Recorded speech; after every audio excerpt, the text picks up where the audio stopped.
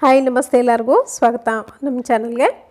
So ಇವತ್ತು ನಾನು ಪಾಲಕ್ chicken ಹೇಗೆ ಮಾಡೋದು ತೋರಿಸ್ತಿದ್ದೀನಿ. ತುಂಬ ಟೇಸ್ಟಿಯಾಗಿರುತ್ತೆ, ತುಂಬ ಸಿಂಪಲ್ ಕೂಡ. ಮಾಡೋದು ನೋಡೋಣ. ನಾನಿಲ್ಲಿ ಒಂದು ಪಾತ್ರೆಗೆ 1 ಇಂಚಿನಷ್ಟು ಚಕ್ಕೆ, ಒಂದು 2 ಲವಂಗ, ಒಂದು 2 ಏಲಕ್ಕಿ ಮತ್ತು ಮೆಣಸನ್ನು ಹಾಕಿ ಚೆನ್ನಾಗಿ ಹುರ್ಕೊಳ್ತಿದ್ದೀನಿ. ಹಾಗೆ 1 ಟೀ ಸ್ಪೂನಷ್ಟು ಸೋಂಪು ಹಾಕ್ಕೊಳ್ತಿದ್ದೀನಿ. ಸೋಂಪು ಹಾಕೋದ್ರಿಂದ ತುಂಬ ಫ್ಲೇವರ್ಡ್ ಆಗಿ ತುಂಬ ಚೆನ್ನಾಗಿ ಬರುತ್ತೆ ಈ ಗ್ರೇವಿ.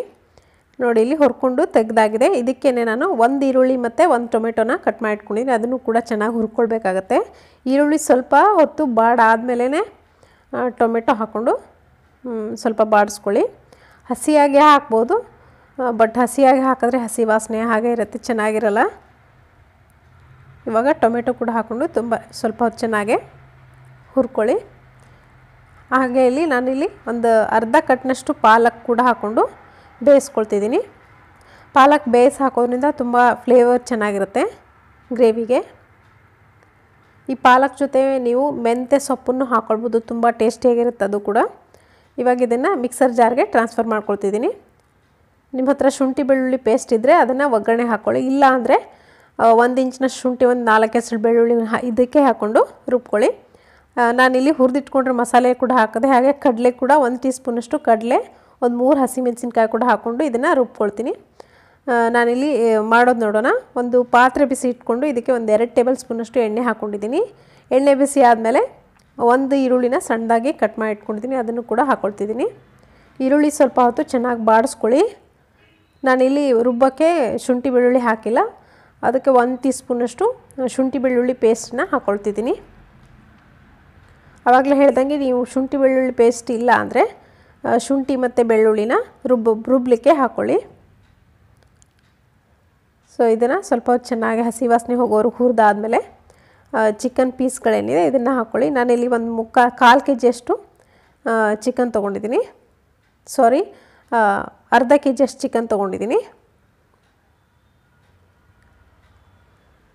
ಇದನ್ನು ಚೆನ್ನಾಗಿ ಒಂದು 2 ನಿಮಿಷ ಮೀಡಿಯಮ್ ಫ್ಲೇಮ್ ಇಟ್ಟು ಚೆನ್ನಾಗಿ ಬೇಯಿಸ್ಕೊಂಡು ಮುಚ್ಚಳ ಮುಚ್ಚಿ ಒಂದು ನಿಮಿಷ ಬೇಯಿಸ್ಕೊಳ್ಳಿ. ಬೇಗನೆ ಬೆಂದೋಗುತ್ತೆ. ನೋಡಿ ಇಲ್ಲಿ ಚೆನ್ನಾಗಿ ನೀರು ಬಿಟ್ಕೊಂಡು ಚೆನ್ನಾಗಿ ಬೇಯ್ಕೊಳ್ತಿದೆ.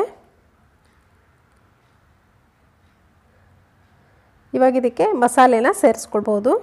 ನಾನಿಲ್ಲಿ ಅಚ್ಕಾರದ ಪುಡಿ ಹಾಕ್ಕೊಳ್ತಿದ್ದೀನಿ 1 ಟೀ ಸ್ಪೂನಷ್ಟು. ಅರಿಶಿನ ಪುಡಿ ಮತ್ತು ಧನಿಯಾ ಪುಡಿ ಅದು ಕೂಡ ಒಂದೊಂದು ಟೀ ಸ್ಪೂನಷ್ಟು ಹಾಕ್ಕೊಳ್ತಿದ್ದೀನಿ.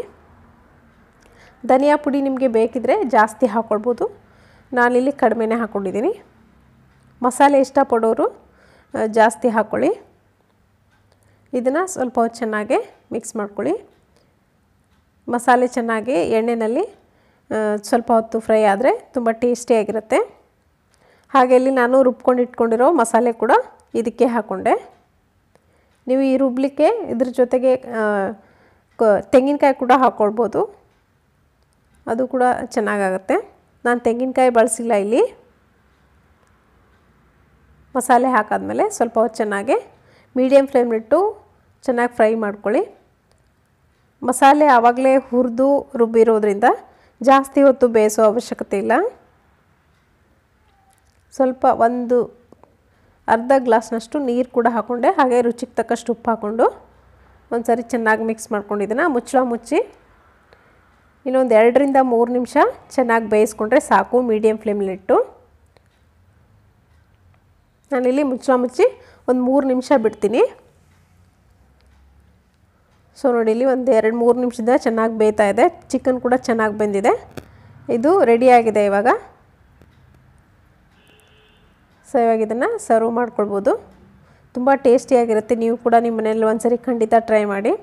ಪಾಲಕ್ ತುಂಬ ಒಳ್ಳೆಯದು ಆರೋಗ್ಯಕ್ಕೆ, ಐರನ್ ಕಂಟೆಂಟ್ ಇರೋದ್ರಿಂದ ಲೇಡೀಸ್ಗೆ ಅಥವಾ ಯಾರಿಗೇ ಆಗಲಿ ತುಂಬ ಒಳ್ಳೆಯದು. ಸೊ ಇದು ಇವಾಗ ರೆಡಿಯಾಗಿದೆ. ಇವತ್ತಿನ ಈ ರೆಸಿಪಿ ನಿಮಗೆ ಇಷ್ಟ ಆಗಿದ್ರೆ ಲೈಕ್ ಮಾಡಿ, ಶೇರ್ ಮಾಡಿ. Thank you.